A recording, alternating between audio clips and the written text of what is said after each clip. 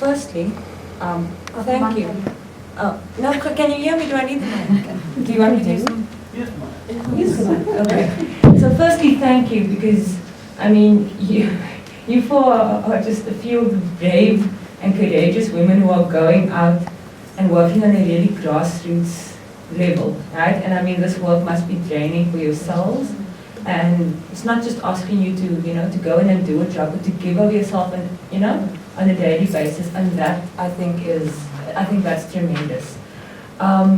My first comment is something that I'd like to have your opinion on.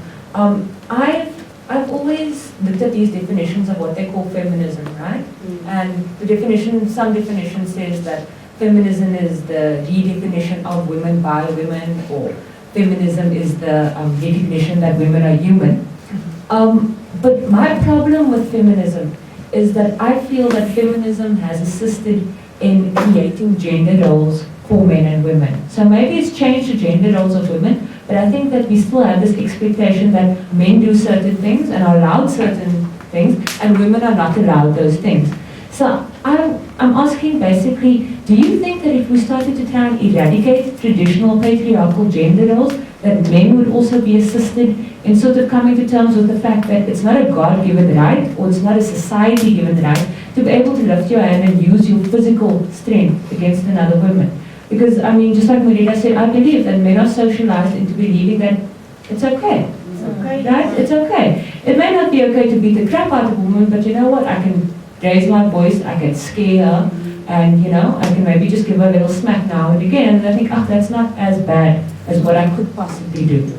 So I don't think my question was clear, but could you maybe address that? Can I make it clear? About men beating women? Well, just about gender roles. Do you think that gender roles are what helps men to justify? My brother is gay, and he was beaten at once to a pulp by his partner.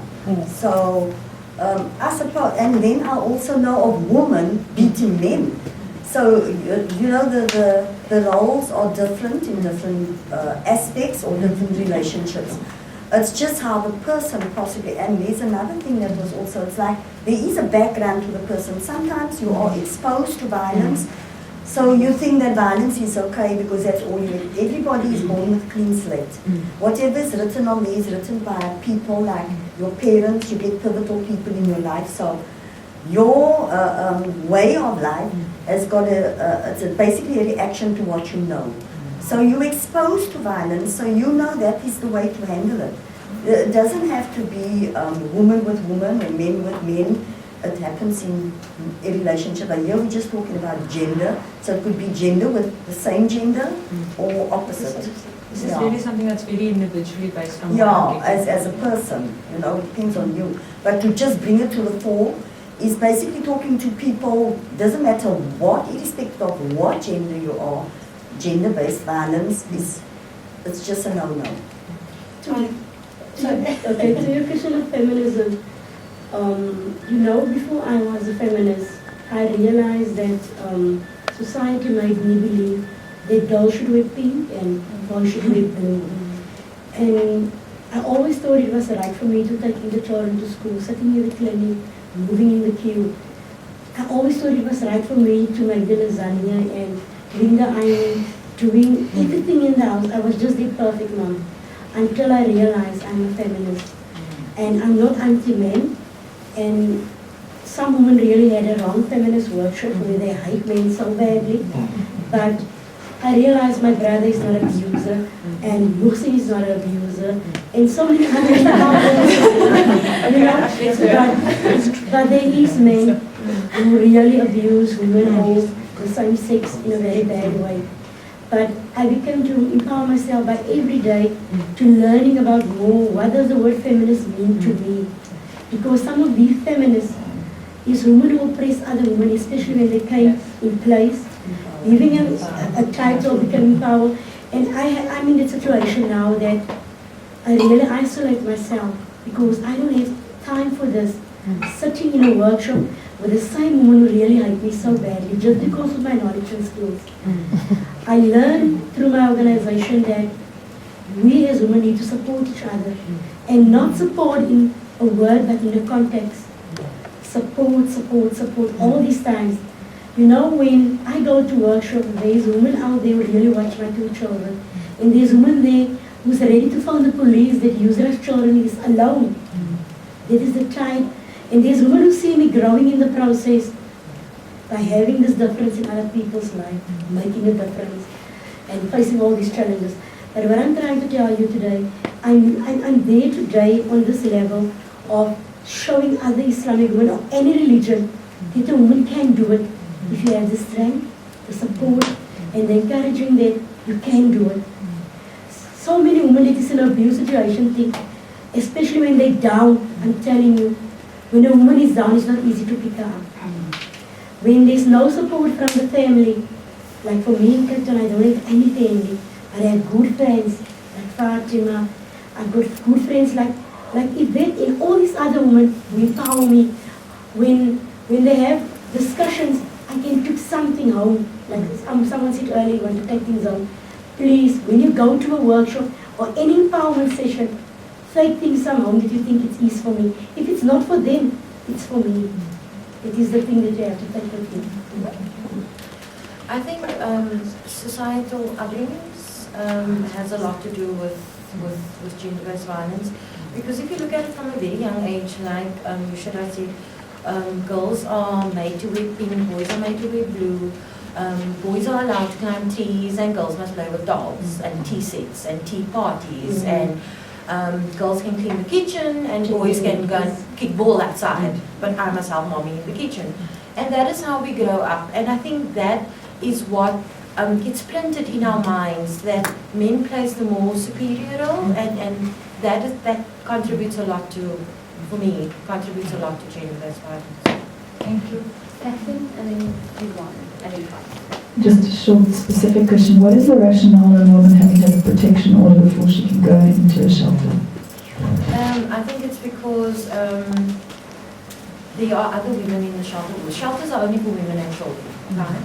So what happens is, if you don't have a protection order in place, the man, the partner, the abusive partner, can come to the shelter at any time if he finds out where you are. Worked with women who, you know, they can leave the they can work out that they can leave the house for an hour or two this Tuesday because he's got something on, and that will be their gap to go and fill out the paperwork. But if they have to wait for 3 hours, they're going to be missed. And so that's just to get to start with the protection order. Never mind to actually move out of the house. And then you're talking 3 to 4 weeks of planning an exit strategy, which is so difficult. So I have personal experience with the protection order, and what happened was one of the parties got a protection order, said, look, you know, I don't want to be abused, I helped with the statement, we got the protection order. But the problem after that was that the male stepped forward and said, hey, I'm also being abused, I'm also being emotionally abused, I'm also being physically abused, so I'm also going to get a protection order. And he got a protection order too. So what had happened was, they said, look, the next time anything happens, we're going to come to the house, we'll take your kids away from you. So both protection orders were null and void. So what happens in that case? As the law stands for you, the law also stands for the other party. So, and people actually use the protection order, or some people use the protection order as a weapon, man. They fight fire with fire, and that is where it actually loses its value and its you know, its power. If both parties has a protection order against each other, and in the case that you mentioned, you know, it's not null and void. But let me tell you this much: the police are already, or some of them are already, not very helpful. So in that case, they would just, you know, if you phone, they get so used to it. It's again that address, and I've worked with police. My question, because you said that you don't, that's not the thing you do.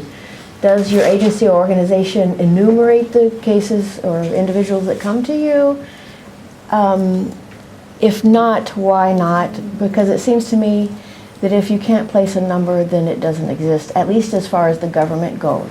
When you're approaching the government to receive funding or to enact legislation, it's important to demonstrate numbers, make it concrete to the government. So my question, it's of course a yes or no, but if no, then why not?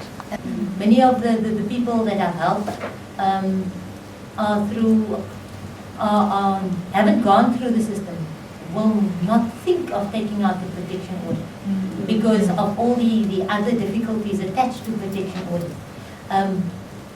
Very often a protection order is the beginning of the end of the relationship.